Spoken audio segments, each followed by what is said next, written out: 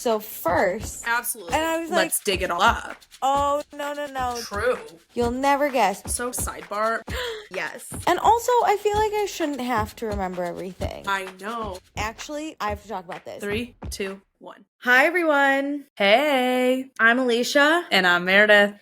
And this is Also Podcast. We're back. We're talking about anything and everything we want to. Thank God, because God, I never want to talk about Love is Blind again, but we will, because we're going to do the reunion. But I also feel like this one's going to be a long one because we had 2 weeks off and then we only had a Love is Blind episode that I feel like I have so much to say. We have a lot to discuss. Also, I believe there's video exclusivity for Patreon. There absolutely is. And I love it. But I didn't shower this morning, so I'm not looking my best. It's not about looking pretty. It's about the facial reactions I feel like we give. I've been told I'm animated, so do it. Also, we have an Instagram, a TikTok, a YouTube, and a Patreon. All the links are in our description. Also, YouTube has no ads. If you're like, I don't want to do Patreon, but I would watch these suckers on YouTube, that's where you go. They're not video on YouTube yet, but there's no ads on the audio right now. But so I guess you can only see my beautiful face on Patreon. We could get video on there if people are begging for it. Are people still on YouTube? Oh yeah. There's all those like mom vloggers. Remember the good old days of YouTube when we all had the same 7 videos we all watched? Alicia, I was thinking about that the other day because of the like shoes. Like somebody was singing that on TikTok and I was like, whoa. Did you see the person that did shoes showed up? They did a show in New York. Maybe that's what I saw. For Gay Pride at a club, and all he did was sing shoes. That maybe was it. And I didn't realize it was the person because I wasn't paying attention. I just heard the song and immediately started singing along. Or like muffins. Oh my God, same guy. Yes. Blood muffin. Yeah, it was good. We watched those. Oh, remember Charlie the Unicorn? Yes. Let's go to Candy Mountain, Charlie. Wait. I loved those. Not to be confused with Charlie Bit My Finger. No. Different. No. One's animated, one's real life. Yeah, it was amazing. And the unicorn was real life. That was the one. Okay, so yeah, go do all the things. Also, please be sure to rate, review, subscribe. And I think we should just get straight into it because Meredith and I have a lot of catching up to do. And we are going to start on a high note with our Smol celebrations because everything deserves to be celebrated. Hell yeah. So, Meredith, do you have a Smol celebration? Yeah, my small celebration was my espresso martini costume that I was for Halloween weekend. Ooh, did you get compliments on it? Well, I took it off immediately because I was kind of over it by the time I actually was wearing it. But it was a whole espresso martini weekend. I bought myself a cute little beaded espresso martini bag. I had 700 espresso martinis that made my heart beat so fast when I tried to go to bed. Sure. But it was a whole weekend of espresso martinis that I loved. Oh my gosh, I love. My small celebration is that I have a goal for myself to spend 30 minutes every day outside of my apartment. Ooh. Because winter is coming and I'm already depressed, but add in seasonal depression and I'm never going to make it. Also, I think a bug just flew into my apartment. Whatever, it doesn't matter. That's not a celebration because now I have to kill it. Not another bee incident, hopefully. Oh, no. This is a small little thing. It's attracted to the light. I see it. Anyway, it'll die in 10 minutes. But where was I going with this? Oh, yeah. So my goal is to spend 30 minutes outside of my apartment every day and do something else, whether it's a walk or just sitting at a coffee shop or like anything. Because specifically weekends and Fridays when I work remote, I won't leave this place. That's my problem. That's why getting me to start renting books from the library again and getting on my reading track is huge because that requires me to pick up and drop off the book and leave my apartment. I love that. See, look at us. We're celebrating being functioning humans. I was going to say not being hermits. My God, if my parents heard this, they'd be like, when we were your age, we had 3 young kids. And I'd be like, that sounds like a choice. That's true, but they also didn't live through a pandemic that shuttered us inside, and so we got used to sitting inside. I never was like this pre-pandemic. Not to this I degree. couldn't get enough of going. Like I always was like, I have to do something. And I'm like, if I move from my bed to my couch, it'll be a win. Like, I feel like we slowed down and sat down, and now we don't know how to get back up. Actually, that's a good point because my mom never really watched TV or like binge watched it before the pandemic when she didn't have a job, and she spent, I don't know, maybe a month finishing all of Grey's Anatomy, all 12,000 seasons of it. And now she cannot stop binge watching anything. It's hard. Like I recommended that show Nobody Wants This to her, and she literally goes, I stayed up till 3 a.m. watching it. And I was like, but why? We just have new habits. To do that. Yeah, but we have new habits, and it's like, but I can do that. But I can just stay at home all day. I could. And nothing bad happens. Correct. I still keep the same friends. Yes. I still have tomorrow. My friends are actually like, no, I'm doing the exact same thing you are. The best is when your friend and you are like, should we hang out? And you're like, no, we'll just text while we watch the same show from our respected homes. That's the best part. I feel like we need life alert to our social lives. It's like, help, we've fallen and we can't get up. I can't get up. No, truly. Okay, amazing. Small celebrations. But Meredith, we have a ton of news. Oh my God, so much has happened in the time that we haven't recorded this. Can I say mine first? Because I don't know if you know this. I bet I do, but go on. Did you see Nina Dobrev got engaged? Yeah, she's engaged to Shaun White, baby, my little vampire. I miss her. She's so lovely, but also I only miss her as Catherine and not Elena. Yeah, congrats. They're a hot couple. Oh my God. You know how some couples I love you're them. just like, yes, that's a hot couple. Yeah. They like make me smile every time I see them on social media, whatever they're doing. Yeah, they're cute. They're just like cutesy. Like I believe in them. It never feels like they're pretentious people. Yeah, they just seem like rich people who have great personalities. We stand Shaun White and Nina Dobrev on this podcast. Absolutely. Do you have more news to tell me? Or do you want to volley? Should I tell you what my news is? Yeah, you go. You go next. Did you see on TikTok the people who are crashing cars for insurance? No. Okay. So basically, wait, yes, the person who like backs up. Yeah, it's like an accident. Okay, yes, I did see that. I thought you meant like into a median on their own. I was like, that's stupid. No, the goal is there's like two cars, and one car cuts off like a real like driver that has no idea this is happening to try and get hit in the back. So they cut really close. But it came to light, obviously, when the car cut another car off. The insurance scammers cut off the normal driver, and the driver was able to brake before hitting the car. So then the insurance scammers backed the car up into this person and then got out and were like, oh. Well, not only that, they also swapped seats. The driver swapped seats.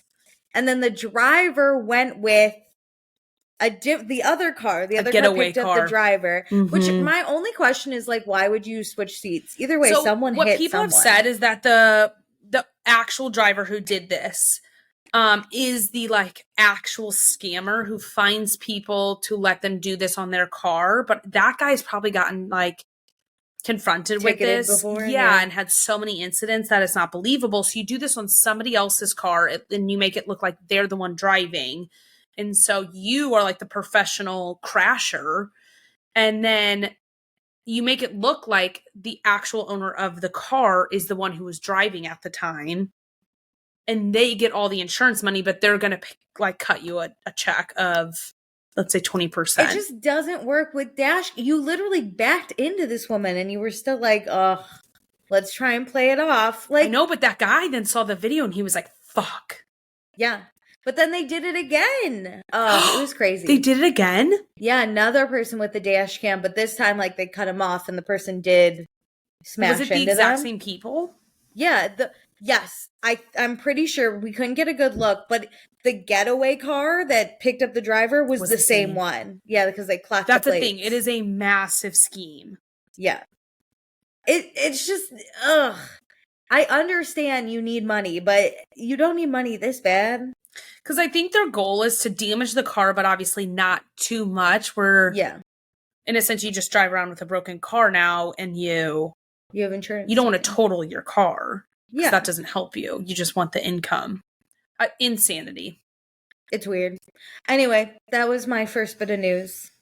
Something on a lighter note. Did you see there's going to be a Real Housewives of London from Hayu? And I swear to God, if they don't put it on Peacock, the United States will Cheerio, riot. mate.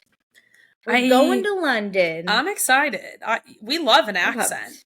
I love an accent. I love a housewife. I'm getting back into the housewives, so hopefully I'll be caught up at some point. Yeah, I'm excited. What great news. What would you do if they put an old Love Island person on there? Like somebody who's gotten married. Oh, I would. First of all, that's a really good idea. Like, I don't. What's that girl from like the second or third season that you really love with the guy with tattoos? Yeah, Olivia and Alex. Yeah, I don't think they would do it though. No, but like, give me a Molly May. Even she's rich enough that she can play with some of those people. Yeah, there was also that girl Cara who won it with Nathan. They said Nathan all crazy with their accents. Nathan. They have 3 kids. That could be fun.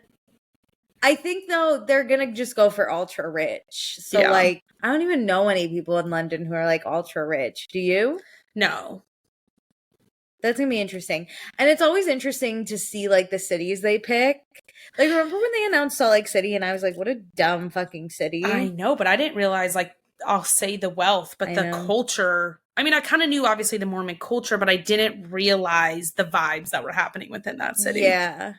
And I think if they did New Jersey later, because New Jersey was one of the first, I think if they like had it established as like rich women and then we're like, and now we're adding New Jersey, I'd be like, where the fuck in New Jersey are you finding these women? But the only reason we say New Jersey works so well is because the family aspect. Everyone needs its own like subculture to the Real Housewives bubble. Because if they all were just rich people in their own world, it wouldn't work. Like Beverly Hills has no culture. But they're truly the ultra rich. Yeah, I would say same thing with OC. There's no culture, but Jersey, OC you got like has nothing. You're a clown. The only way OC works is because it was the original.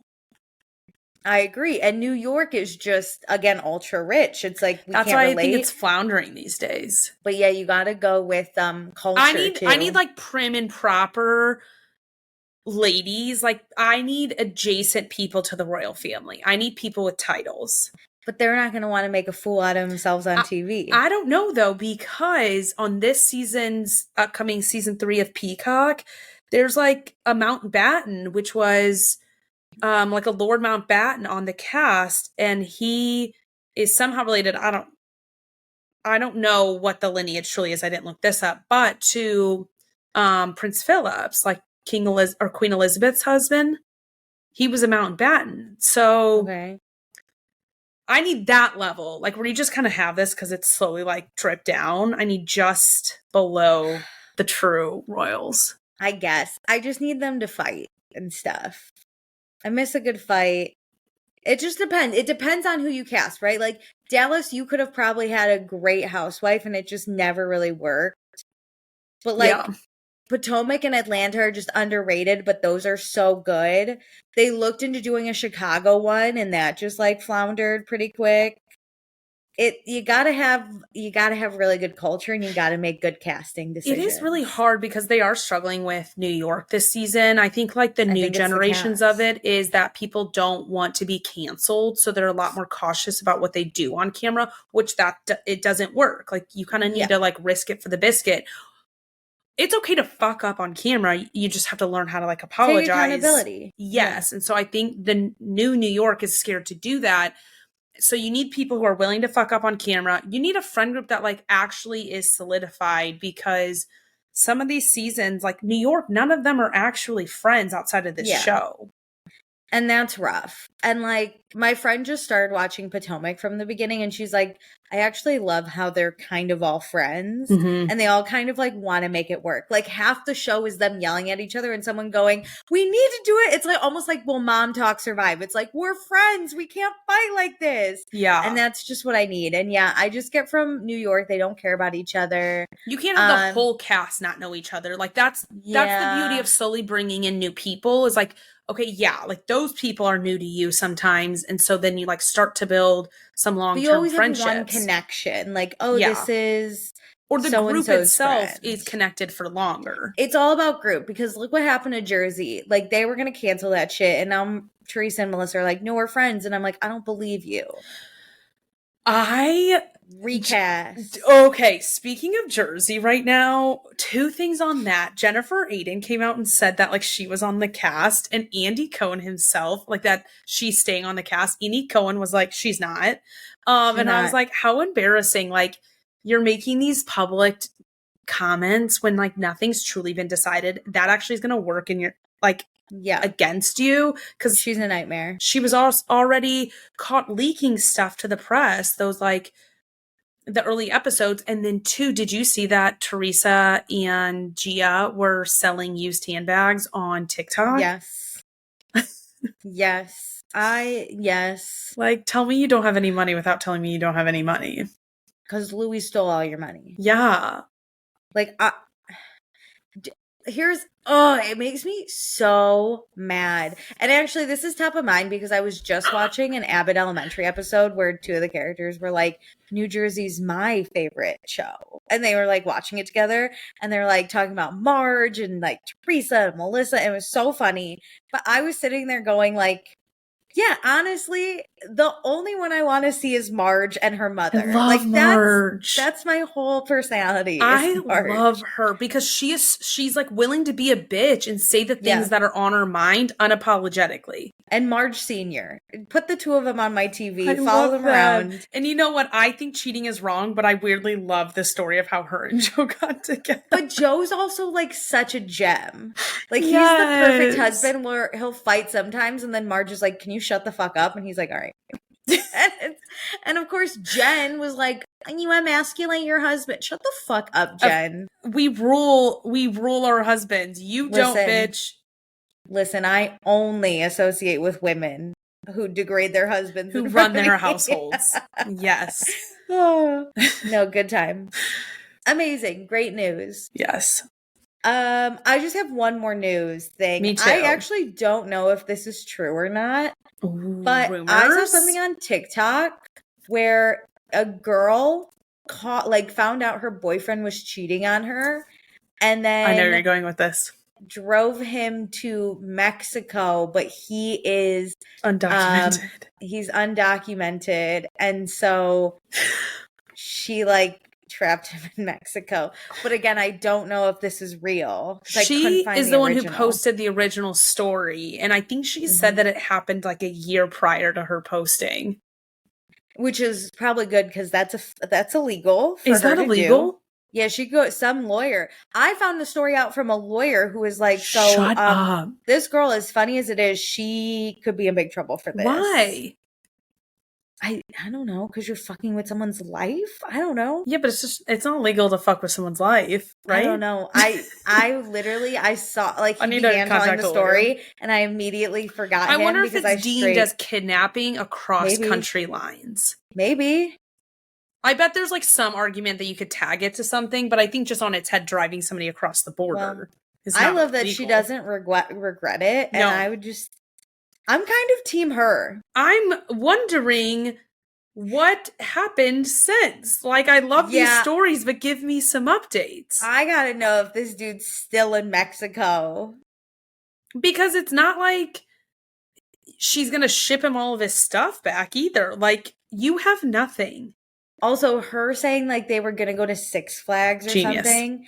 And then they're in this line and he's like, where are we? And she's like, well, a surprise, we're going to Mexico. And he's like, bitch, I'm undocumented. And she's like, why didn't he get out of the car is my question. Because you bring attention. They were already in line when he found out. It's not like he's just not a citizen. He's completely undocumented.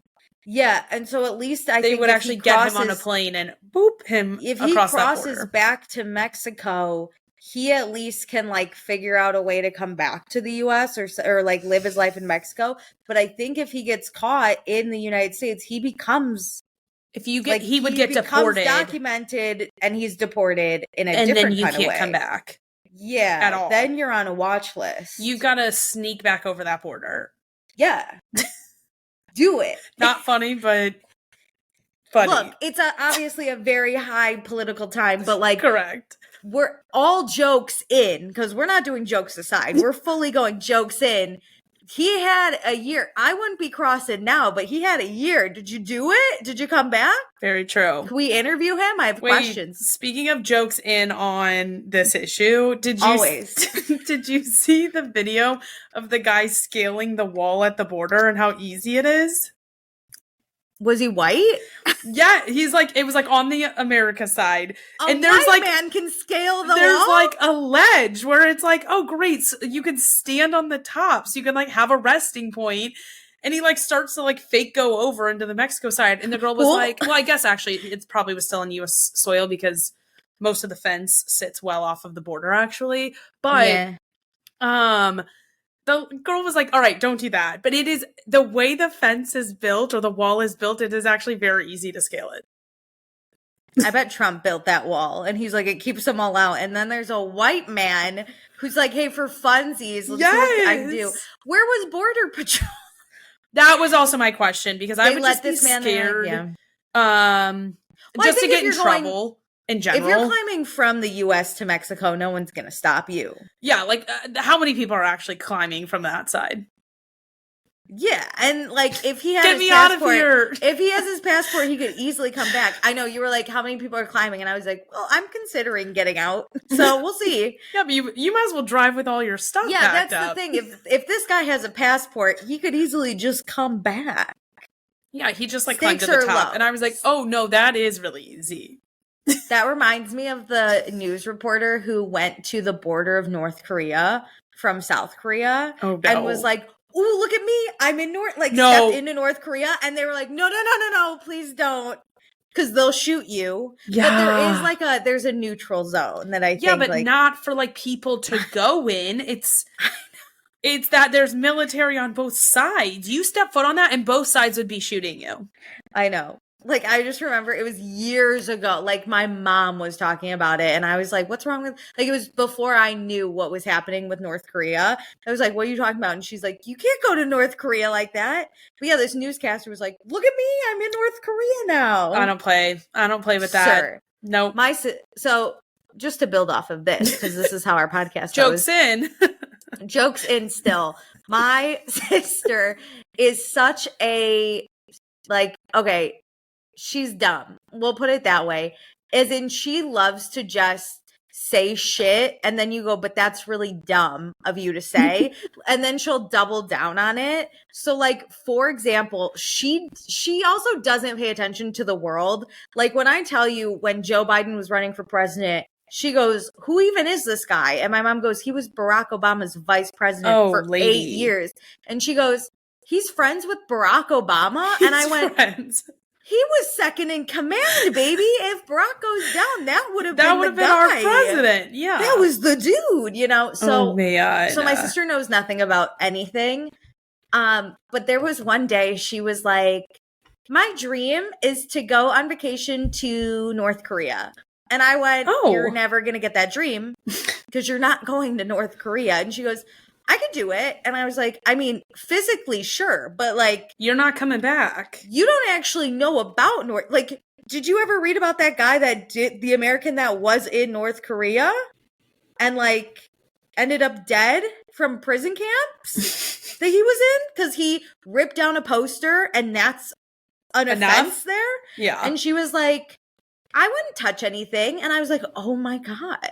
You just like, existing. It doesn't matter actually what you do because they could just say you did something. Yeah, so she's always like, I want to go to North Korea. And at this point, I'm like, do it. Dude, I know a guy, a girl I went to high school with, her brother was like traveling all over the world and his goal was to go to every country. And he did go to North Korea on like a hockey thing. It was like a sponsored organization. Like he was very safe. So he went in, but has no photos, you know, like... Nope. You can't. But he was traveling all around the world, and I forget what country in the Middle East he was there, and like took a wrong turn and ended up in a really sketchy area and literally was taken hostage. And I was like, that's terrifying. Yeah, like dude. The government had to get him involved and get him rescued.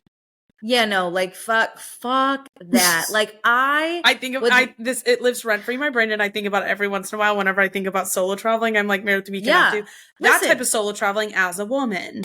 Ideally, I would love to go to every country. However, I know my limitations.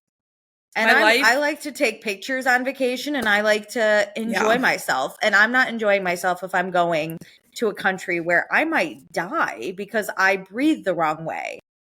Did you hear?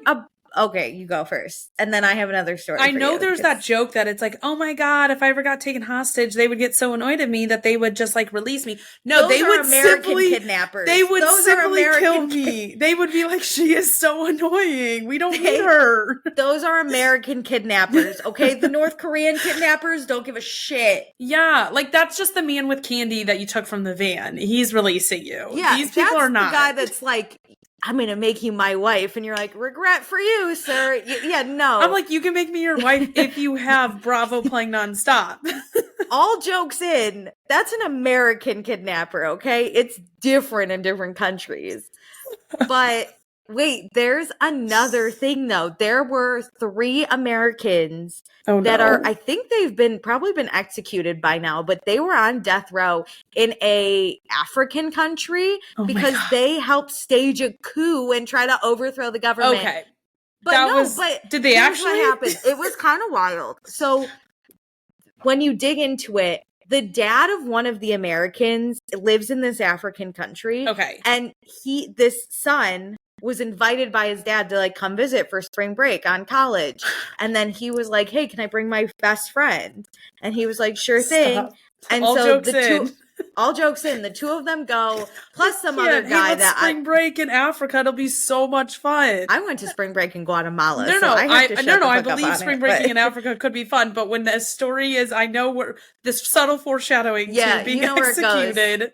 Yeah, it was like I guess this kid didn't have like a super close relationship with his dad. So when his dad was like, I want you to come, he was like, yes. And then he don't get a lot of opportunity to probably see him. Honest, I don't know how this other American comes into it. He was older and not a college kid, but the 3 of them show up. Let's just focus on the college kids. The 2 of them show up, and the dad immediately is like, so we're overthrowing the government. And the 2 kids were like, no thanks. And then he and his men threatened to kill the son and his friend if they didn't help stage the coup. No, they did. I would be like pissed at my parent if I'm like, you, Dad. You abandoned me and you invited to hang out with me just so I will help you overthrow a government? Yeah, and obviously it didn't work. It didn't work. So all of these like 70 people, these 70 men, Alicia, and like they were begging the government to get involved, and it was like, this isn't funny, but I find this to be the funniest story you've ever told. All jokes in. What is with this dad? This is bad parenting. What? You know what? This is a reason to cut your parents off. Yeah, truly. If your parents are toxic, you know what? If your parents show you who they are, believe them.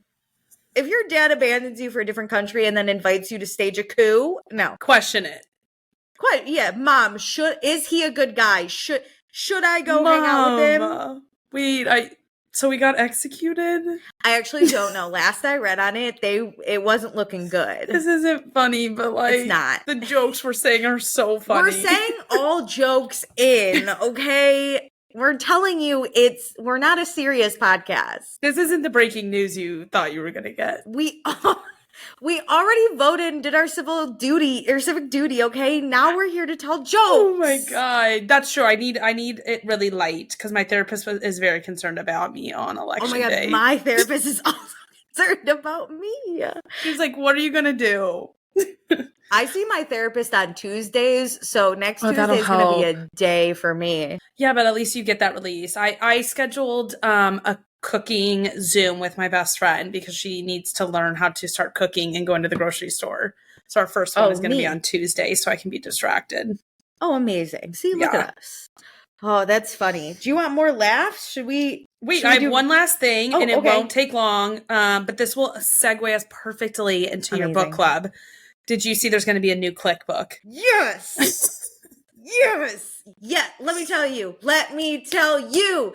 These books defined me as a teenager. Oh my God. My friend, one of my best friends, Allie, and I, we still are like, we'll still call each other LBR. Loser beyond repair. I am so sad because I think my mom just donated my clique books because I was like, my mom got rid of mine too. I like co-signed it. I went through and I was like, here are the books I want to keep in my room upstairs, but I was like, I don't think I'll have use for these. Had I known there was going to be another book, I would have kept them. So, because I would have reread them. I have to say, I loved the clique books. I think the clique movie they did, they had to keep going. They should have made how many clique books are there? Like 8? They should have made all 8 it should have been a TV show. With 8 seasons. Because every book, it got better. It should have been the, Pretty Little Liars before the Pretty Little Liars. You're right. The first book was always the slowest because that's just when Claire shows up. Yeah, that's the background. She's in her gross jeans and she smells like gummy bears. And she's like, people have barns that are basically like indoor pool houses where you have like these sleepovers. Go back to your guest house, Claire. Which that guest house 4-person family. It was nicer than probably my house. I looked at my parents and was like, how poor are you? You can't even afford this guest house. Come on. But listen, the clique also had the original Alicia that I fell in love with. Her name was Alicia. She had olive skin and brown hair. And I went, it's like looking in a mirror. It's like looking in a mirror. I just know it. I know that's my character. Most people were like, I'm Massey. I say Macy, but either way, most people were like, I'm her. And I was like, not me, bitch. I'm Ralph Lauren wearing olive skin. I felt like I was Claire. Alicia. I was like always the one like feeling like I was looking out from the outside. Claire was so lame. She was like, we shouldn't do bad things. And the other girls are like, nah. Yeah, but like when you have the money to always back you up to like get you out of trouble. Yeah. I also loved, this is niche. This is so niche. Do you remember the book when they went camping with the boys? No. That was my favorite book. I ate that book right on up. They basically, you know how they all had crushes on the boys in the other school? Mm-hmm. And they all got boyfriends from those boys. Like Claire was dating some guy that ate all her gummy bears with her. And like, stop with the gummy bears. Alicia was dating another Ralph Lauren guy. And Macy was dating like some fucking joker. I don't remember. But they all had crushes. And then it was like this sleepover where the girls' school and the boys' school go to the same campground. And it was like, ooh, are we gonna kiss behind trees? Okay. Or what? The funniest thing about those books is in my mind, the age that I was reading them, they felt way more raunchy than they are. Like it was just like, oh my God. It was the original smut, but it's smut for like middle school. It was truly like I kissed him and everyone was like, did you use tongue? And they're like, no. And I was like, ugh. And then it just like died from there. Like nothing happened. They didn't even touch penises. There was nothing. I don't even think we got over the bra action. No, I don't think there was really any touching. Yeah, when they kissed, their hands were at their sides. Nothing was moving. It was more just like the inner dialogue of like being into someone and you're like, oh my God. That was it. Because we were reading this at what, like 12? And then it was like the girl sitting around and being like, he looked at you today. And it was like, no way. He texted me. So are these clique books going to be the same girls, but like older? It's our age group. And I think the author said They're that all 30? it's like, I think it's about Macy being like in New York City when she's 30. Do you think it's actually going to be smutty or you think they're still kissing with no tongues in their hands in their pockets? I don't think it'll be smutty, but I think it'll be more adult. I mean, if you're 30, though, there is no more like, ooh, he breathed. No, I think it'll be like the traditional romance books, but it won't be like smutty. I think it would be like they slept together, not describing in detail. They're not going to describe it for me, I guess. I wouldn't be mad if she did, but I wonder if she's worried about kids finding the original set and then reading this one. For adults only. This is our thing. Also, cliques are kind of like they're not the same. Gen Alpha and Gen Z, it started with Gen Z, but mainly Gen Alpha, has really shut down what's cool and what's not. Like, that's the thing. Everybody, gets to like be themselves these days. Yeah, back in our day, you had to conform or you fucking were a loser. Yes. Although those books got me excited to go into an all-girls high school because I was like, oh my God, this will be so fun. I read them a lot and I was like, these girls are so dumb when it comes to boys, because I always had boys in my class and I was friends with them too. So it was like, I knew what boys were thinking and it was mostly about farts and like. No, because my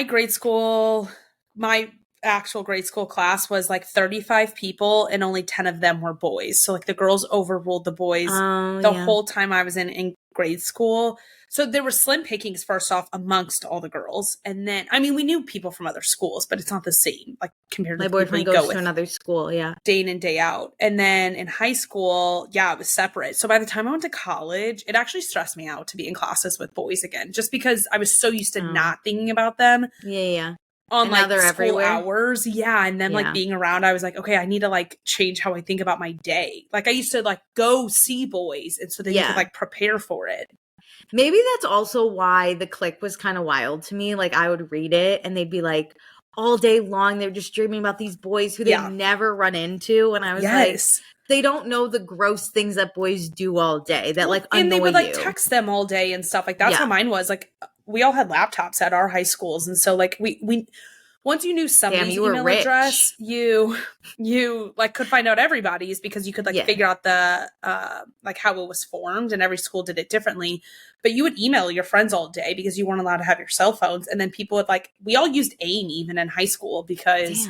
But then Skype was like really big too, and you would like video chat your friends. So you would have like video chat dates at night sometimes, even with guys, and you guys would like do your homework. Well, fine, but during school. I mean, again, I went to school with boys, and we were poor, so we didn't have laptops. But you didn't need like it was. It's not like you needed to email everyone your was friends. there. Yeah, we were just fucking chilling with these boys. Oh, I can't wait for the clique. We'll cover it fully here on this podcast. That will be an official book club book.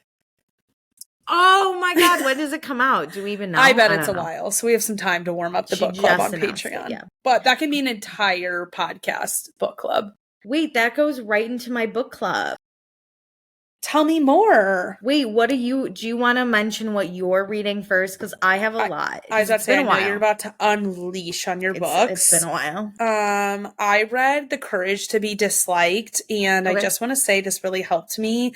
I don't know if anybody else is an overthinker who thinks that this sounds so manipulative, and I'm so sorry to say these words out loud. Who thinks that they can like here. Jokes aside now. Jokes aside, I'm judging you. I used to think I could like through my own actions, and this is kind of manipulative now that I like think about it, but like could like predict how other people would act or like basically set up different situations and like out of like a safety thing, not safety, but just like controlling thing. And so it really taught me that like other people's emotions are not my problem. It's called tasks. Like that's somebody else's task to worry about their own life and to be concerned in their own things, and their life is their task and your life is your own stuff. Yes. And so it's like really helping me figure out like what I need to be involved in. Like this weekend I had like friend drama, and it's like, hey, that girl feels left out. It's only my job to be open to friendship stuff. It's not my job to make those friendships for her. Yeah. Totally not agree. my task. So amazing. I'm hoping that works with my family when I go for Thanksgiving too, because I have a really hard time not feeling like everybody's emotions are mine to manage with them. Oh, that must be hard. Yeah. Yeah, I've kind of always been my like family's therapist, I'm realizing, but not in a productive manner. It's not like people are like working through their shit. I'm on the same carousel of all the time drama, and it's the exact same things for the last 29 years of my life. Well, I'm glad you're working through that, because that just sounds exhausting. I'm so tired. I'm toxic in a different way, where if I don't like what my family says or thinks, I just decide that I don't like them as humans. Like, I love them as family, but I don't like them as humans. And if it was my table, they wouldn't be sitting at it. No, but I feel like that's good because it gives you the right amount of distance. To me, I'm like, oh my God, I did something wrong. Like, what do I need to do differently? Because they're like upset. No. Like, how do I manage their emotions? Yeah. Because I did something terrible. wrong. Well, I'm glad, like I said, you're working through that because you deserve not to have to deal with that shit. Not my job, not my task. That's what I keep saying to myself all day. I love that. I'm going to text you that during my Thanksgiving. Not my job. We'll see. I'll be drunk. I can't hang out with some of my family members without being smashed. I need to not be drunk because then I will get involved. So this year, I think it's no heavy drinking for me. I'm always involved because I have 2 cousins that just love to poke the bear. And I'm always like, you sound dumb. Last Christmas, I literally said, if this weren't my parents' table and it was my table, I wouldn't invite you. And they were like, but I'm your cousin. And I went, I don't care. If that you're does a not shitty give person, you a right to be around me. I don't care. Dude, I'm the same with my extended family. I'm like, I don't know why we put up with this bullshit. If my parents want to have you at their table, that is their prerogative. If this is my table, you're not invited. Yeah. We are both showing at a neutral place, but just know. Leave me the fuck alone. If it's not neutral, you're not here. If it is my place, you would not be sitting at this table. You're not at my table. Whatever. Anyway, I have so many books. Meredith, all I've been doing is reading. That's a lie. I feel like we need to come up with a little song of like Alicia's book club. I would love that. I can't sing for shit, so I won't do it. But, okay. You know the author that wrote The Echo of Old Books? Yes. She wrote another masterpiece. It's called The Keeper of Happy Endings. Okay. So good. Totally recommend it. It's about a girl who's really, really going through it. And she has no support. Is she an adult? She's like 24, so not really. Okay. She's really going through it though. And she has no support, but she meets a woman who has also really gone through it because she was in Nazi France. So that's also going through it.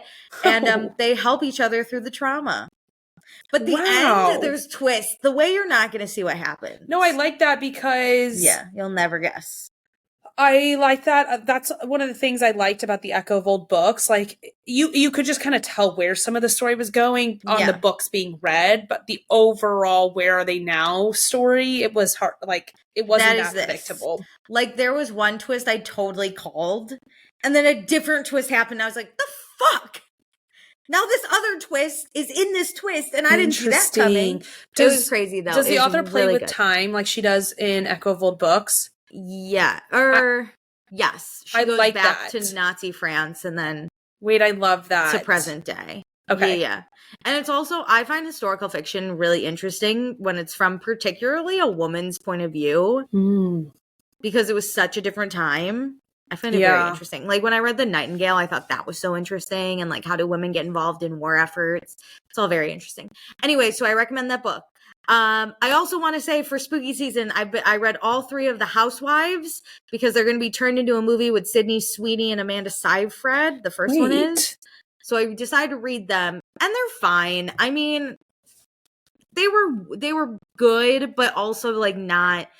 I wanted a little bit of suspense, like, oh my God, what's going to happen? Like how I feel during some of my fantasy books or even like my historical fiction where I'm like, do they die?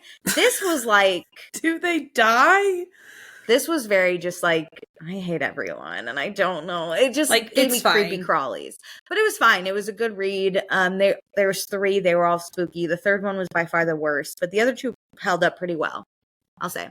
Okay. And now we got to talk about time for me to spoil. Okay. So there's this book that I read last year that I was obsessed with. It's called Say You Swear. It sounds dumb. It is dumb, but I read it on vacation and I gave it 4 stars because it was chef's kiss, exactly what I needed. And the second book just came out and it was absolute fucking garbage. So I need to talk about this. So I'm just going to tell you what happens. So in the first book, Meredith, right? We meet this group of friends. There's 5 of them. They're all rich because they just graduated high school and their parents pulled in and bought them a beach house. I know. Wow.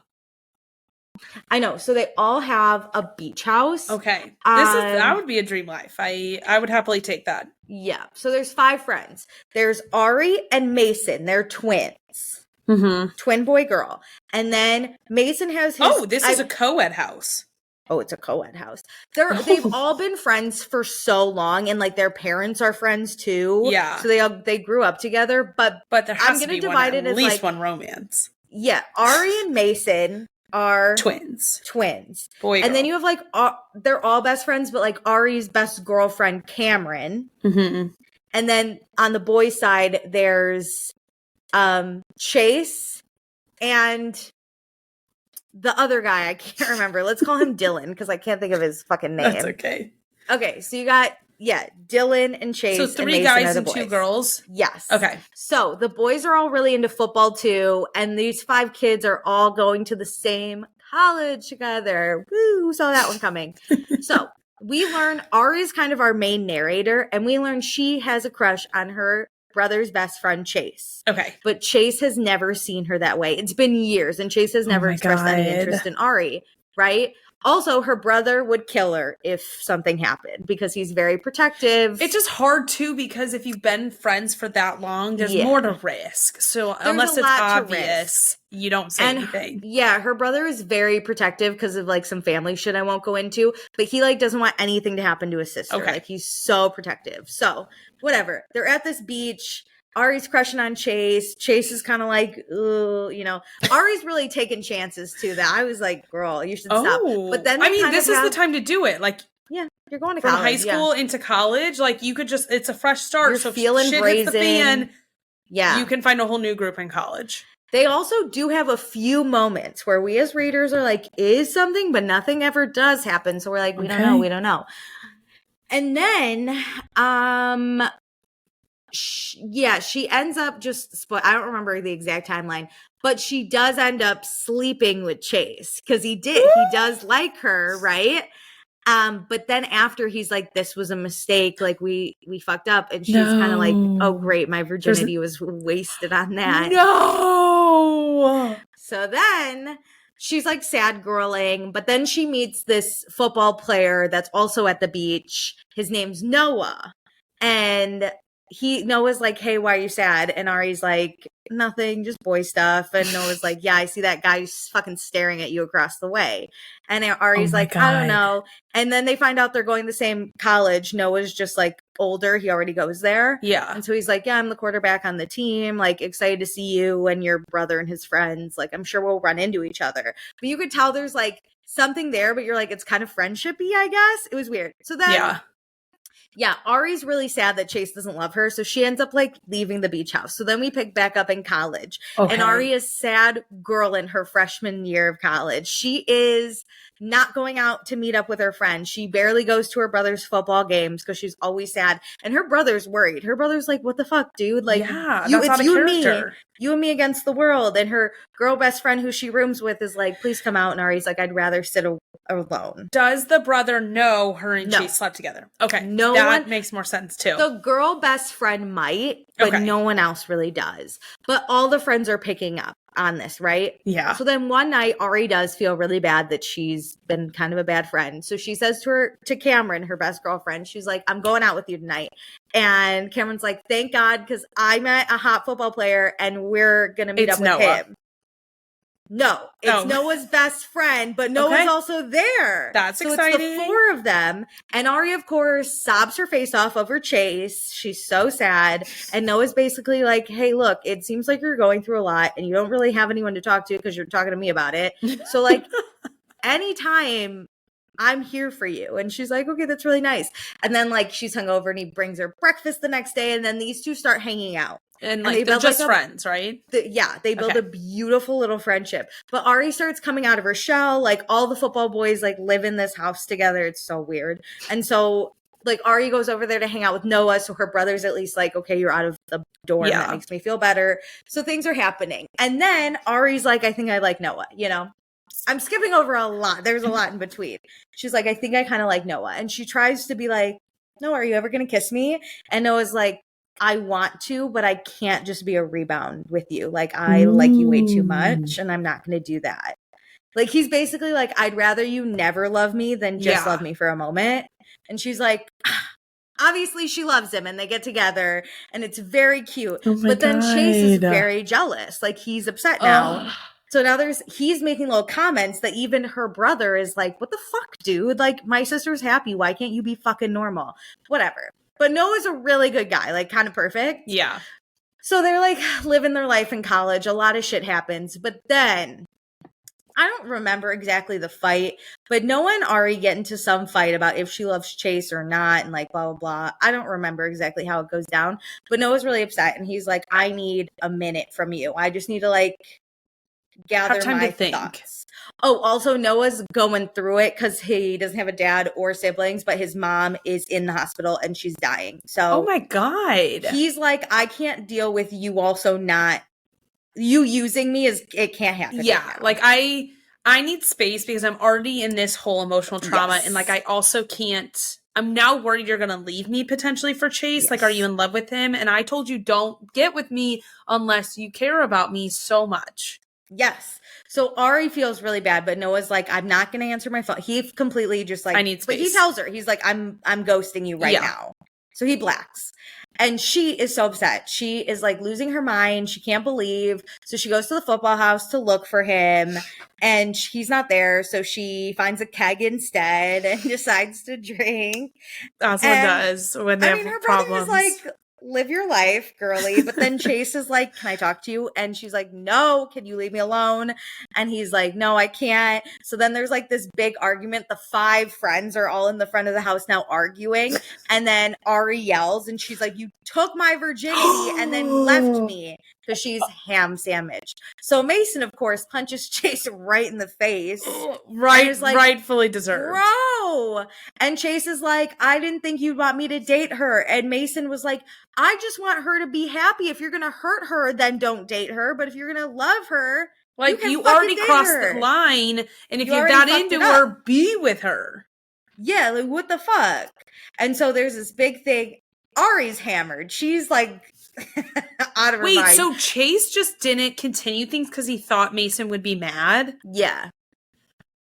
Fucking loser, right? Classic stupid I forgot to mention, before she went to the football house, she had texted Noah something, hoping he would see it, right? And we don't know what, but spoiler, she just said, I love you. And that was her first time saying it. Which if you asked me and you said in a text, we're fucking through. But dude, it feels like kind of manipulative. I remember that happening on like a Love Island season where it's under what circumstances did they tell you I love you? If it's not felt right. Natural. It never felt right to me, but whatever. So Ari's now on the front lawn. Her brother's fighting a dude. She's crying. Cameron doesn't know what to do. The other friend, whatever his name is, Dylan, is losing his mind. And then she hears Noah, who's running up to the house, is like, Ari. And she's like, oh, Noah, and he's like, I got your text. And they're like yelling because he's across the street and like coming towards her. And she's like, oh my God. And she starts running towards him, but she's hammered, so she doesn't look both ways. And she gets smashed by a car. No. If you're gonna make it a teen drama book, make it so dramatic that I don't see it coming. I didn't see the crash coming. I wanted it to be so dramatic, and I got that. So now it gets more dramatic. It gets way more dramatic, too. So then she's in the hospital unconscious. Noah... How far to the end of the book are we? Because I would have thought that car crash was the end. Yeah, you would think. No, we still got like 30% of this book left. So damn. Because I kept thinking, wow, the ending is obviously going to be a little dramatic, and it's going to be like a breakup, a trio, love triangle here. Yeah, you think she's going to wake up and be like, Noah, I love you. Nope. Okay. So keep going. Noah's going through it because his mom's in the same hospital, and he's like, I lost love of my life. Whatever. He can't hold it together. He's also failing school as a side note now because he's just a fucking mess. Which means like he can't do football stuff probably. Yeah. And also Ari is out for God knows how long at this point. It's been a while. But then she wakes up and everyone is there and is like, oh my God, we missed you. And she's like, oh, what happened? She has no memory of Noah. Well, no, the nurse is like, hey, welcome back. And she's like, what, like, I got hit by a car? Please tell me everything. And the nurse is like, in front of everyone, I don't know who the HIPAA is in this book, But the nurse is like, I'm sorry, we couldn't save the baby. So then Ari goes, Chase, we lost the baby? And Chase goes, what? And Noah might as well have died right there. He's distraught. So now he lost the baby. Wait a minute. Did she ever sleep with Noah? Yeah, they slept together. Okay, so it was Noah's baby. I mean, obviously, but she says, Chase, we lost the baby. So then that causes everyone to be like, what day do you think it is? And she's like, it's summer. And they're like, oh, honey, we've been in college for a hot minute and a half. Oh my God. It's the semester's over, she wakes baby up girl. Hearing that she was pregnant, thinks it's Chase's. Yeah, but so they're basically like, no, so that's not the date. It's been a while. And she then goes, I don't want you to tell me what happened. I want my memories to come back naturally, because she doesn't want to be told like what's happening. And I get that. That's true. Because like you get other people's perspective. Because imagine someone, you wake up and you're like, actually, you're not in love with Chase. You're in love with Noah. And you'd be like, oh, the feelings aren't there because like with your memories are your feelings. Yeah, and so it kind of just feels a little, yes. Yeah. We're not going to force it. But so this breaks Noah. So his mom's dying. His girlfriend, who he's in love with, doesn't remember him. Who was pregnant. He lost his baby. And now she's still in love with this joker Chase. Your biggest fear is actually happening because she can only remember when she was in love with him. No, literally. So everyone's like, okay, I guess we'll just like try and like jog her memory. So they take her, I don't know what classes are like at this college, but they take her back to the beach house. And she is fully like, Chase, I can't believe we're like dating and stuff. And Chase is like, he literally says, he's like, what do you guys want me to do? And they're like, just go with it. Go, like, however you feel you have to go with. And he's like, well, I like her. So now he's in, which is whatever. And then Noah's mom dies. No. Oh my God. And it's a mess, but he's also kind of staying at the beach house.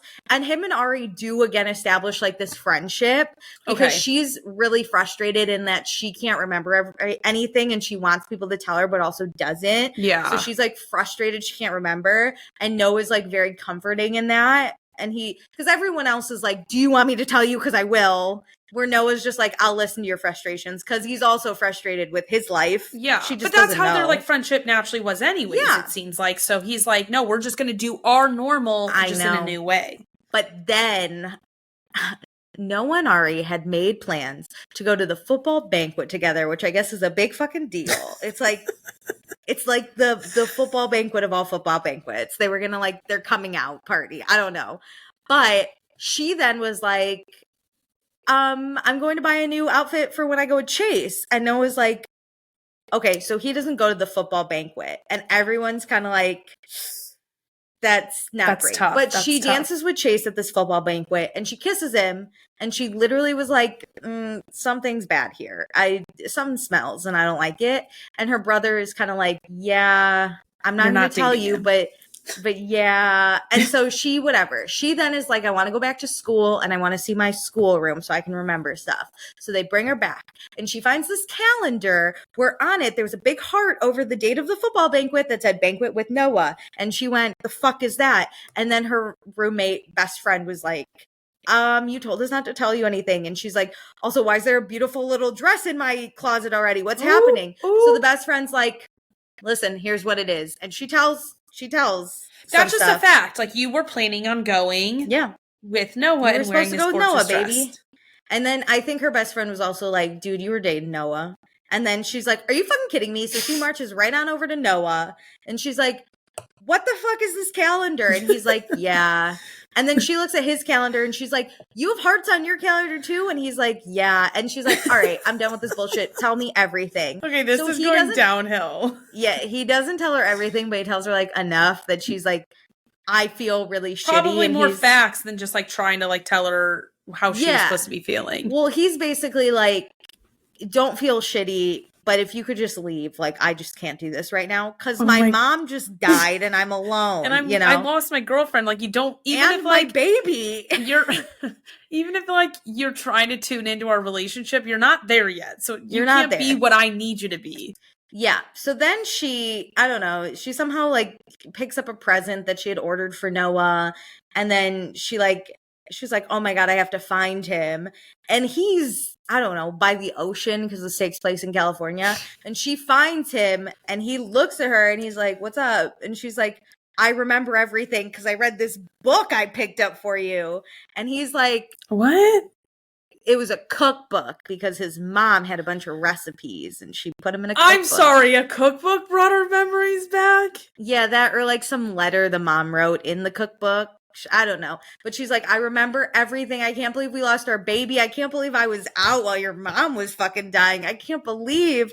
And he's like, dude, as long as you're here now, Welcome that's back. Great. So, though it sounds like a crazy book, it kept me on the edge of my little toesies the whole time. That ending. So did you like it? I loved it. I gave it 4 stars. Oh, I thought you disliked this. There's a second book that just came out. Oh, that was the first. That was the first. Okay. The second book that just came wait, out. I liked this. No. The second book will take me all of 10 seconds to tell you about. Oh, perfect. It's about Mason, who I loved, the brother. Okay. Can I just say something before you get into this? I hate that this is what book series are becoming, where we just take a new character in the friend group and tell a whole story about them. Like, I kind of into it. I don't like it. I'm okay. Until I find, I mean, not after this book. I want like real series. Like, give me like full we keep fleshed going out stories. Yeah. Yeah, I don't like it because then I'm like invested in this one story and now I don't get that story. That's my problem. Yeah. It's like, don't call it a series too, because sometimes it's hard to decipher. We need a new word for them because I think I'm going to get a second book of this couple and it's not. This is like an off-brand. Yeah. Correct. So this is about Mason. He has fallen in love with, I don't know, his cousin's best friend's little sister. I thought you were about to say cousin. No. The way they explain this friend group, and I go, my head exploded. And she's pregnant when he first meets her, and then her baby daddy dies in a car crash. What is with people in pregnancies and car crashes? I don't know, but the baby daddy dies in a car crash, and then the baby's born, and Mason's basically like, let me be there for you and the baby. And the girl's like, no. And every time Mason comes close, she runs away. And that's the whole book until the end. The whole book is Mason going, can I talk to you? And her literally running. Was she on the track team? Nope.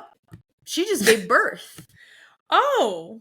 That's how much she wanted to be out of that situation. Hey, can I talk to you?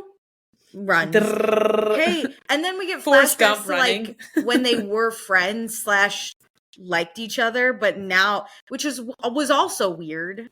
It was all bad. It was all bad, and that's the whole book, and I hated it. So yeah. Read the first book though. That was wild stuff.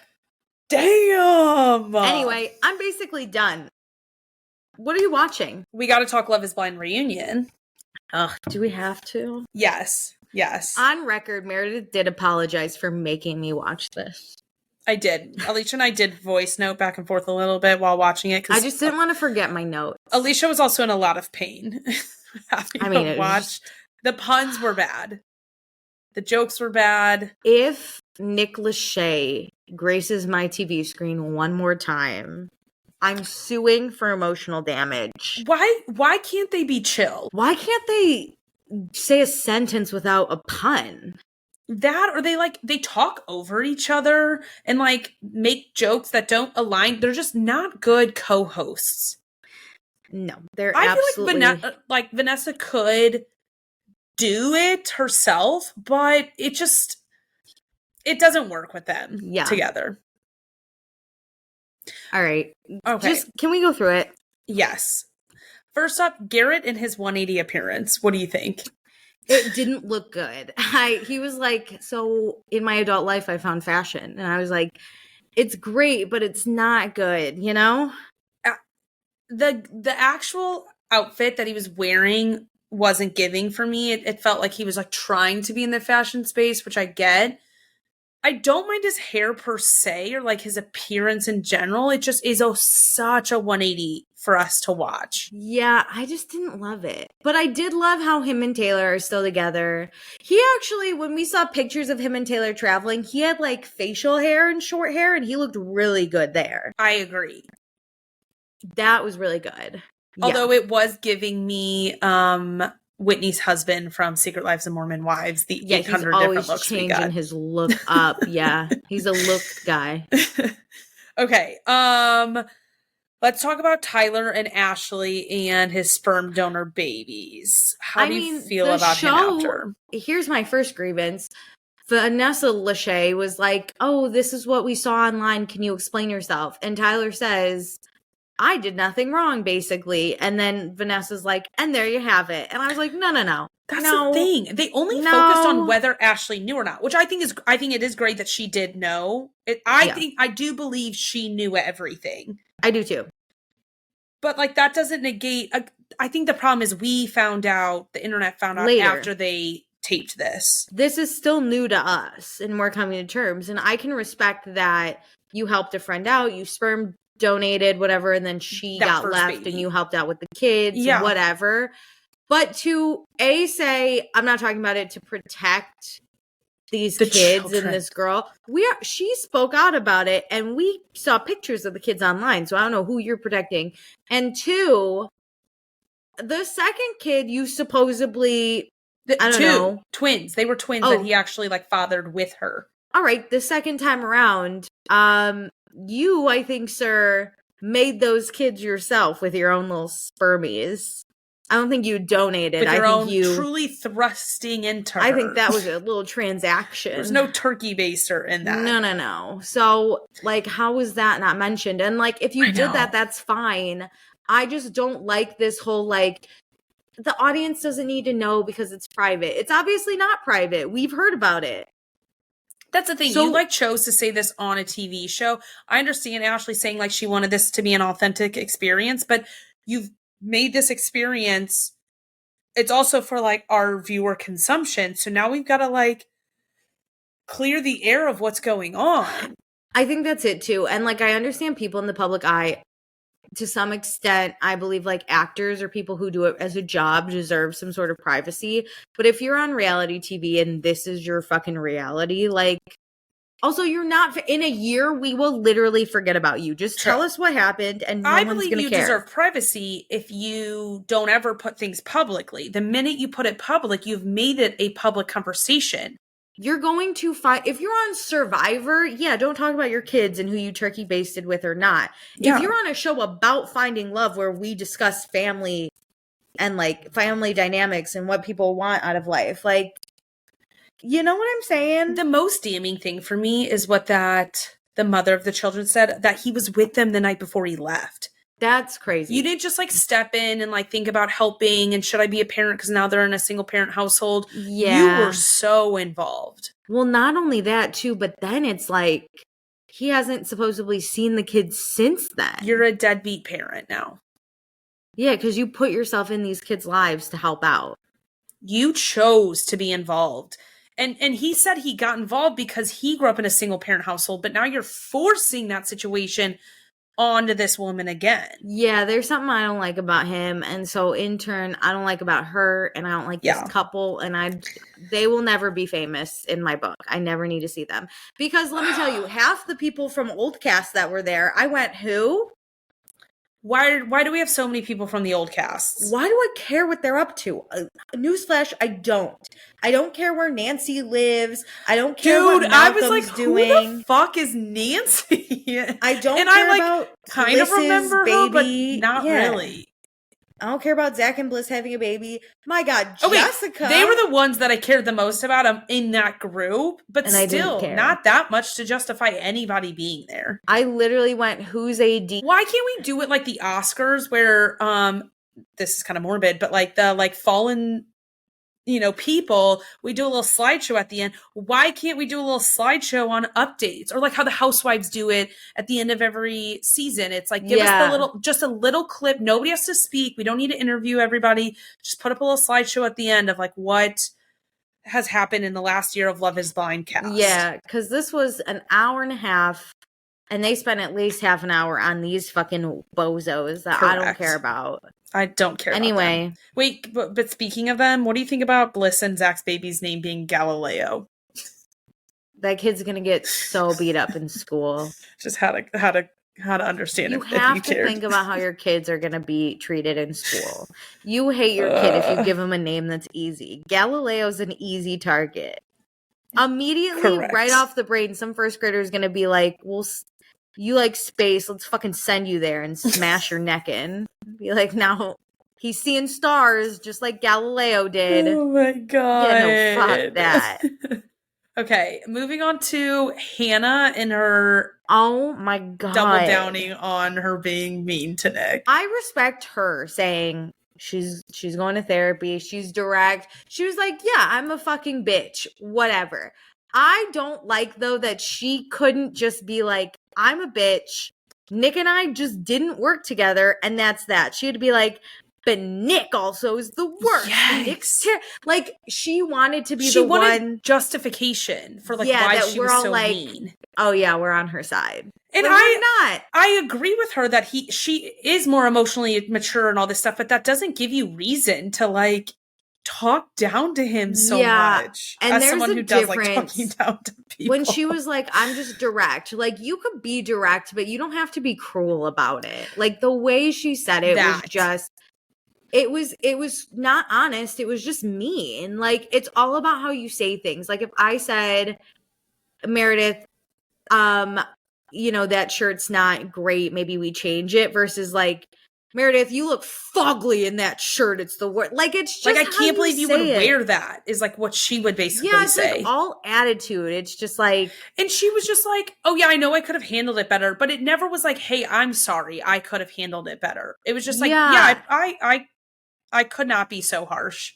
Someone did like a skit online, and I was literally like, is this real dialogue? Because it was like, the guy is playing Nick, and he's like, hey, I'm gonna go watch the Bills game. And Hannah goes, who's paying the bills in our house, Nick? Do you think it's you or me? And it was like, it was so accurate, where it was like, this kid couldn't breathe in the wrong direction without being berated. Yeah. And yeah, does he pay bills? No. Is he kind of he's not emotionally mature. He's probably not meant to be in a relationship right now. He has a lot to learn, but you knew that in the pods. And he's then not actively hurting you. Like, he is doing nothing negative to you. You're just mad at him for like who he is right now. And yeah, it's almost like a nag. Like, when your mom would be like, can you, I don't know, pick up your room? And you'd be like, yeah, I'll get to it. And then you maybe waited 30 minutes and she was like, what the fuck? And you're like, you're crazy. Just stop. I'll get to it.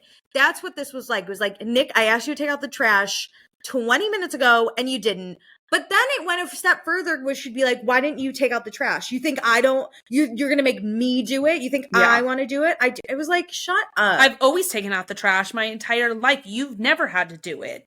And I didn't like her first of all, I don't know where the balls on Marissa came from, because they were not here when Ramses was present. Let's tee that conversation up, because Hannah said that when they moved out, she looked through Nick's notebook and read a note, and he clarified that it was like 90-day goals. That was also bullshit, I think, but it doesn't matter. I don't think, whether it was or wasn't, I don't think it was that egregious that he said he wanted to be famous off of Love is Blind. It's a reality TV show. Here's my thing. First of all, why are you going through this man's notebook?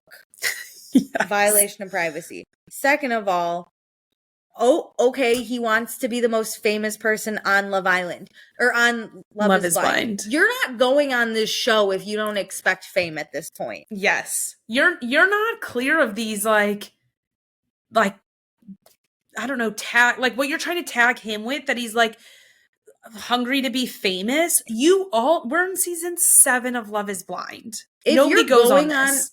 No one's doing this like pure of heart for only for love anymore. Like the first season, sure, like maybe even the second season, but now it's for the plot, and then if I find love, that's a bonus. It's like a cherry on top. Yeah, if I come to you and I say, Meredith, I got cast on Love is Blind, let's fucking make something out of this. That's what we're gonna do, because the chances of me finding love on this show have proven small. Yeah. So yeah, if it does work out, that's great. But before I go but I don't think it discounts being like not genuine about also trying to find love. But it's not one or the other. To be honest, they're actually linked, because I saw something online say that the most successful people out of this show do find love connections. So I would wholeheartedly also trying to find a love connection while being witty and beautiful. Yeah, but I'm gonna get my bag, dude. If I'm going on the show, yes. Fuck yes. And I don't think, again, we don't need to like make Nick the victim in this because he's not. He's also kind of trash. But he never really like, from what we saw, it seemed genuine that he liked Hannah. Yeah. Maybe not loved her, but he liked her. But then she brought up, it was the whole like, he said he didn't like how she looked. What did you feel about that? I'm a little conflicted. I think if you don't like how someone looks, that's fine. I openly say all my ex-boyfriends are objectively not cute. But they were like their personalities. I had rose-colored glasses. Yeah. I was like, I love these men. Right? So I think like that's fine. You don't have to think I'm gorgeous, model, pretty because I'm not, and I can like respect that. But if you call me a grenade, that's crazy. Nobody confirmed that though, which I needed one of the guys to say they did or didn't. You called her and a maybe grenade. Ramses or Steven just didn't want to throw him that hard under the bus. They definitely confirmed that he wasn't positively speaking about her looks. I think if someone just says, because that's obviously what you're gonna say, right? Like, is he cute? Is my first question when you come back from meeting him. Yeah. Is he cute? If you say like, not really, but I love him, so that doesn't matter, fine. So if he said, again, we don't know, but if he was just like, she's not really my type, she's not really like cute, but we'll see where it goes. I think even Lauren from Lauren and Cameron had said like, you're not really my type. But in those reveals, we talked about how awkward they are. I feel like 99% of the people I saw, I would be in just such shock too. I'd be like, I don't know. That's the thing, is you're not my type. And if he went back and he's like, I'm not thrilled, she's not super cute, but I love her, so it doesn't matter. But if he constantly was like, she's ugly, I hate her, she's a grenade, then that's bullshit. Never saw him say that stuff to her too, though, which I think is really great for him. Like, it's not about that. I think if you're talking through your feelings with your friends and like trying to figure out how you become sexually attracted to your partner and you don't belittle her to her face, I think he went about that pretty decent. Yeah, it just depends how it happened, right? Because I could see like if it was us and I'm like really into this guy, but he's not cute, a concern I would want to talk to you about is like, how do I sleep with him? Like, do you think that, like, this could work? Like, because I really don't love the way he looks or whatever. Let's be honest, you're not going to use the best words when you're talking about your fears and your worries about being attracted to somebody. It's all about the context. How harsh. And like, let's be honest, it's not nice what he's saying. No. But how bad is it? Because we're blind. We're going into this blind. Yeah. I don't think him talking bad about her looks, again, as long as he didn't say like grenade is another level, but I don't think it's that egregious. And then did you see that Hannah posted, her friend Hannah posted the note and she reposted it? Yeah, who cares? I think that's a step too far. I just feel like you talked about it, you got your point across. Like, why do you feel the need to post this online? Privacy at this point, like, it feels like you're trying to get people to stop being mad at you and you just want to redirect the hate to him. It's very similar to almost being like, you know how people are so caught up on like how many people you've slept with before dating another person. Mm-hmm. Like, it's like, oh, who were you before I came? It doesn't matter really. Yeah. Like, as long as you like them now, their goals from before can change. Mm-hmm. It just seemed crazy. And Marissa was her barking dog in the back. And I was like, I don't understand that. Because Hannah's a very strong-willed person. She doesn't need someone to stand up for her. I'm all for having your girls back, but where was this energy when Ramses was speaking? Yeah. You clammed right on up. Clammed. And listen, Ramses was just straight up like, I fucked up because he's afraid of getting fucking canceled. Dude. Absolutely. But so Marissa came out hot with Hannah before Nick even talked back to her. Yeah, is my problem. It's not like Nick was sitting there berating her and Marissa needs to be back up to support her friend. She was guns a-blazing from the blaze. And we're starting this reunion. Yeah, and then we had fucking Katie, that girl in that one episode that was like, do you trust me, Hannah? And Hannah was like, I don't know why I said that. I just say stuff. Wait, but I kind of understand Katie. She's like, you never told me you were upset about this. A year later is how she found out. Yes, that's crazy. I have a lower opinion of Hannah most of all after this reunion. Well, here's the other thing. If, as my friend, you're just gonna shit talk me to your husband, that's not fucking cool, dude. Like, then we're not really friends. Yeah, like, I kind of understand why maybe in the exact moment of filming it didn't come out, but then you know this shit's coming out. You have to know that that's gonna make air. Yeah, that was rough. Dude, Team Katie, weirdly enough. I don't know. But I didn't remember who she was. I saw her in between Marissa's mom and... Oh, it took me a minute. I forget who else. Somebody's friend, I think. And I was like, who the fuck is that shit? Because she kept, like, looking to the other ladies being like, haha, oh my god, yeah. And I was like, who are you? Weird. No, so weird. Ugh. All right, who else was there? There's one more thing I want to talk about. Tim and Alex, there's not much. I don't care for either of them. Fuck Tim. You know why? I haven't forgotten this. He was first of all, they're arguing about this whole not nap situation. I don't know. But he then was like, the argument was crazy because you called me something that wasn't my name. Oh, I forgot about this. And I was like, what'd she say to him? Because bitch. I've been called a lot of things. Was it bitch boy or little bitch? Little ass bitch. Yeah. I always forget because, dude, the Real House Husbands of Jersey always get so fired up if they get called little bitch. I'm like, here's my thing. There's nothing in my eyes that emasculates a man faster than like him being mad that he got called a bad name, you know? But like, I've been called a lot of shit in my day. Bitch is always how men speak to women and how men refer to women. It's like, she's a bitch.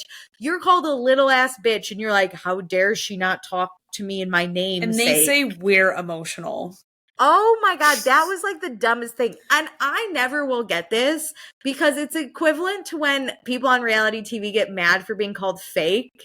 And I'm like, who cares if someone you don't like calls you fake? Yeah, bitch, okay. That's the thing, the name calling, like, I totally understand if it's by somebody you respect. Like, yeah, I get it. In the New Jersey situation, Teresa called her brother a little bitch. That would kind of upset me if my family member called me a little bitch on national television. But it wouldn't be the bitch of it all. It would be like, for you to be so mad and like, you're supposed to love me and for you to try to degrade me. Yeah. You could call me anything. But it's because you hold that person in high respect. Like, that's it. He got upset when she said it again on that reunion stage. And it's like, you haven't seen this woman in a year. And you are so fucking uptight about her saying the words little ass bitch. I think that's it. If you're my family member or like someone I respect, a best friend, whatever, it doesn't matter if you call me a bitch or a loser or mean. I'm going to take that personally because I love you and your opinion matters to me. So I get where he was mad that like she called him something because she's supposed to love him. But for him to be like, what you called me was so out of line. It was like, nah, you are being a little ass bitch. It wasn't on camera. No, take it to the bank, you little ass bitch, Tim. That's what you are to me. What the hell? Oh, I was so annoyed with those two. That's all I got from that. Okay, I was cracking up. The last thing I want to talk about, just because I thought it was so funny, is Leo and Brittany. First off, her boob job. They're besties. Her boob job, yeah. And them being besties, I can see it. I actually think that's a success. This reunion made me like Leo. I actually like them. I wanted to see I like Brittany. A montage of them being friends because they say that they talk often. Like, I love that. They talk on the phone all the time. It reminds me of that couple from last season, I think it was. They broke up really early in the process and they were like best friends. Like, he was a principal, I think. And I black out at once the season's over. That's so true. But it reminded me of that because that couple stayed like really close friends, a little too close. But I think Leo and Brittany would be so fun to hang out with as friends. This reunion, their one success was making me love Leo and Brittany a lot more than I did. And if that shows you that you should not be picked to go to Mexico. Dude, it tells me I would have enjoyed their time in Mexico though.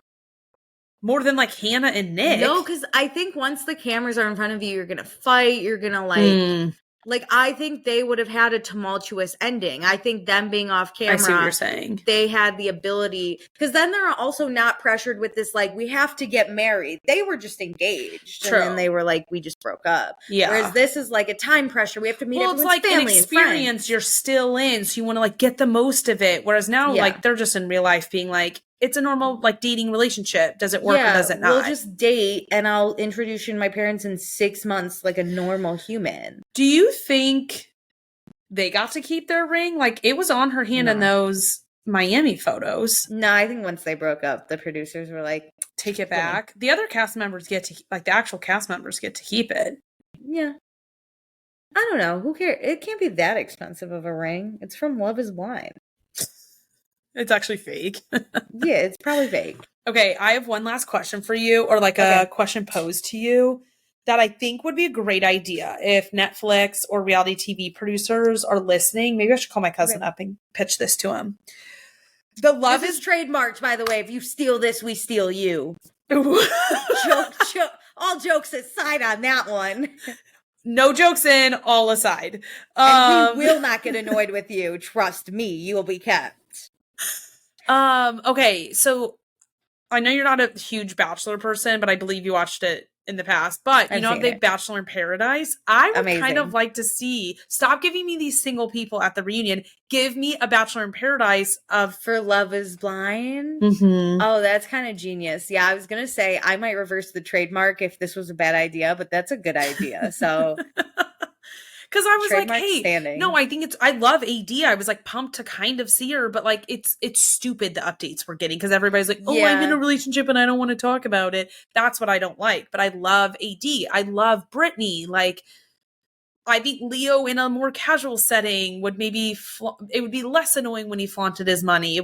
People would see it rather than having him to talk about it. I think you're just pitching Perfect Match on Netflix. Because all these people from different shows just show up and they can date anyone. You're so right. I've never watched Perfect Match. You should watch it. It's kind of dope. But is it essentially like Bachelor in Paradise where there's an original group of people and slowly new people come in? Yes. Okay, damn it. Yeah. People show up all the time. Now that we have so many Love is Blind people. But they go on this show. It's like that show, The Ultimatum, and Too Hot to Handle, and like all the Netflix reality TVs. All the Netflix reality shows. They then they get like 5 boys, 5 girls. They all have to couple up together at the end of the night.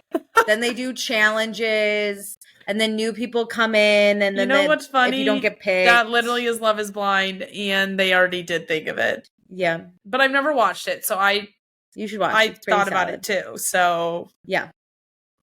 I know this unoriginal idea. I love it. I know this episode's going long, but I must tell you, I finished The Anonymous. Me too. Actually, I'm so happy. I didn't know if we would be able to talk about it this episode or next week. Let's discuss. Okay. I loved I loved that I was rooting for 2 people, and that was Marcel and Nina. And I'm glad that Nina won. I am glad that Nina won too. I really liked that the OGs were in the finale. I do too. I had one issue. What was it? I didn't like that the way to win the money was basically to like hated it.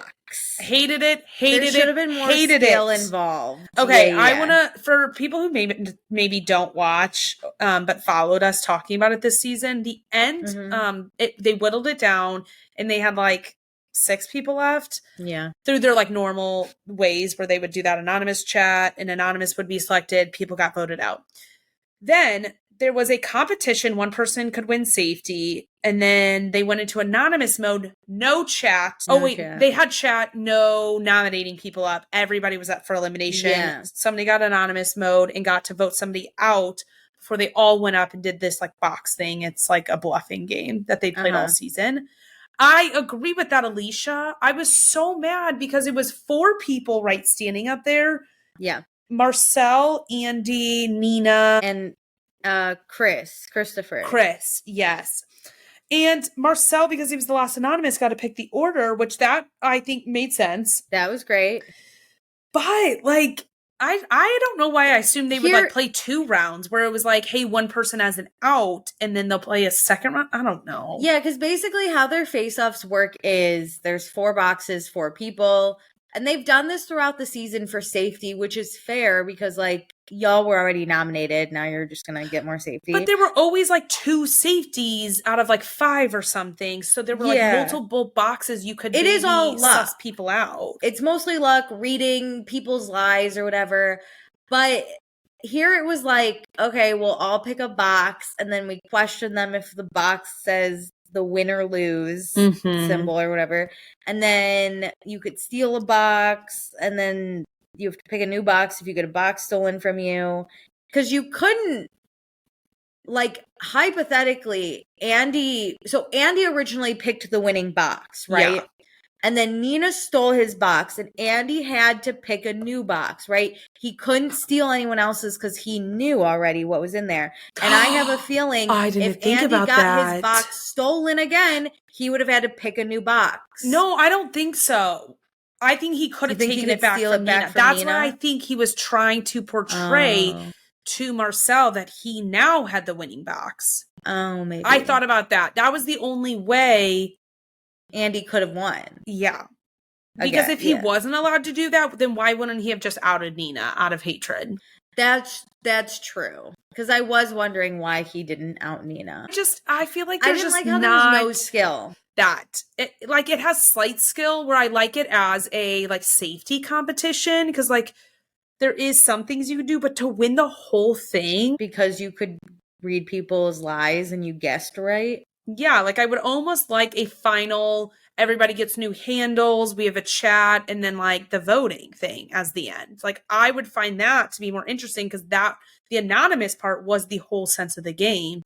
You know what they should have done is not had everyone out their handle, and then at the end you have to go through every handle and match it to every person that you think it is, and the person that's most right wins. Ooh, because we learned how to become the anonymous is just people don't know who you are. So you could guess 0 right, but as long as 0 people have guessed you, you're the anonymous. Correct. I think then they flip it and they're like, okay, so we went through, here are all your names. You know exactly who was in round 1, round 2, round 3, and you have to match all of their icons. Like the goal of the game was always staying anonymous, but you needed to know other people along the way. Yeah. I like that because it gives the like fallen players weirdly power still. Because I thought, oh wow, are they going to bring the fallen players back? And it's going to be like the vote type instance, but that's difficult. You know what? You could have done that. You could have brought back no, because then you would have had to also out yourself at some point. Well, that's okay. You can minus your 4 avatars or whatever. And then everyone lines up and you have to match. I don't know. Anyway. Something. Yeah. Something where you have to match I like that idea. The only avatar. thing is they can't bring in new players for the game, which like to me wouldn't be the craziest thing.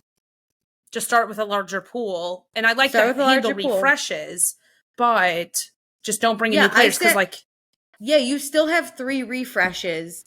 But I also liked how the 4 people were originals because it would have made me mad if some girl that came in the 3rd round won. Yep. But yeah, you have 4 people from start to finish. You bring in a bigger pool. You switch it up 3 times. And then you know who you are all 3 of those times. But everyone else, you have to take great notes. You have to figure it out. You have to, that would have been better than also, this. My other qualms are we didn't see people outing their handles at the end. The last I wanted 4 people to out their handles. And Nina didn't even say her secret. I wanted their reaction to her being Sandra's daughter. She played that so wrong. And be like, she would have said, like, I also have played Survivor twice, Australian Survivor, and I've won. Like, I wanted that reaction. They talked about it so much. When she was so...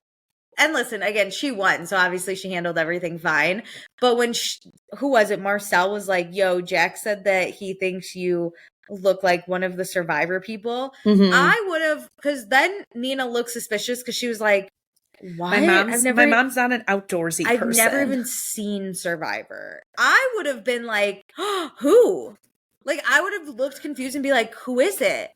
Like, I love Survivor. I would have been like, wait a minute, what player? wait, I love Survivor. Who's the Yeah. player? Yeah. And they would have been like, you love Survivor? Be like, yeah, I watch it all the time. No one I know has ever been on it, but like, I love, who do I look like?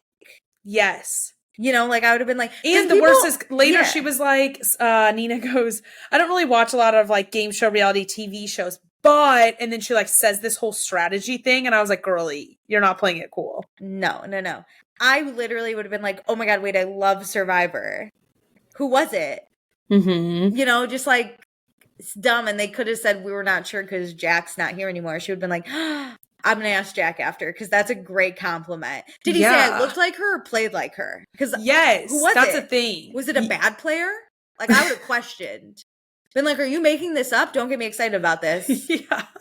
I hope she watches is like what you have to say. Like, oh my God, do you think I can meet her after this?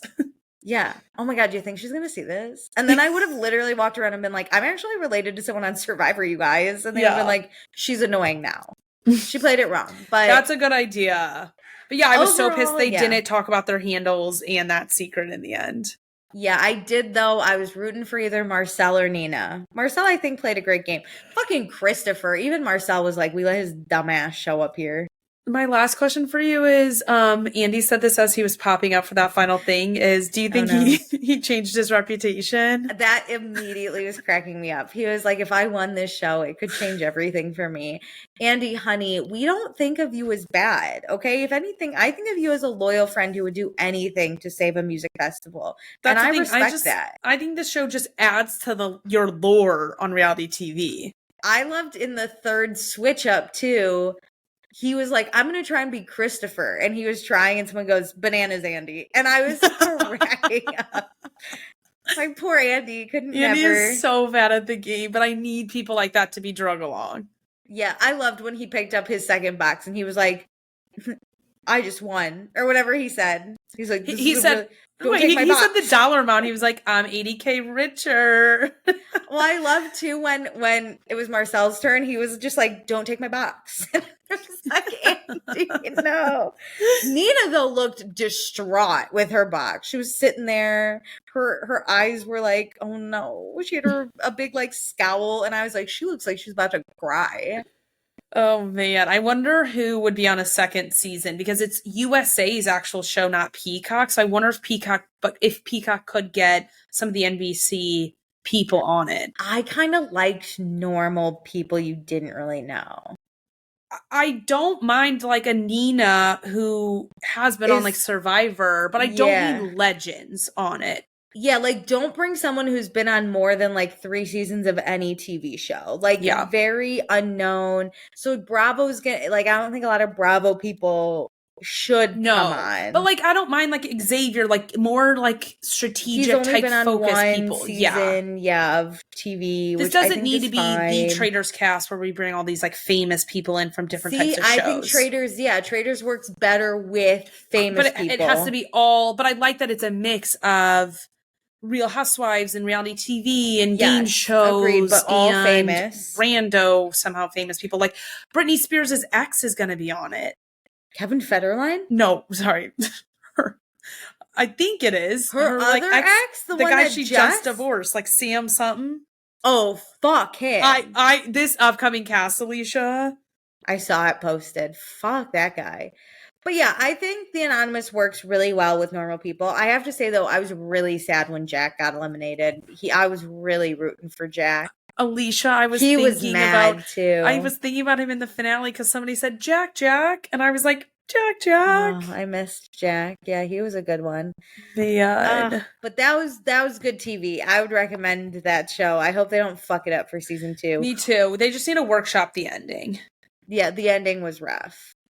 That's okay. And then in case anyone wondered, I started Vampire Diaries again, and it makes me as mad as can be per always. But we'll get a full breakdown next week because you'll probably be close to the end.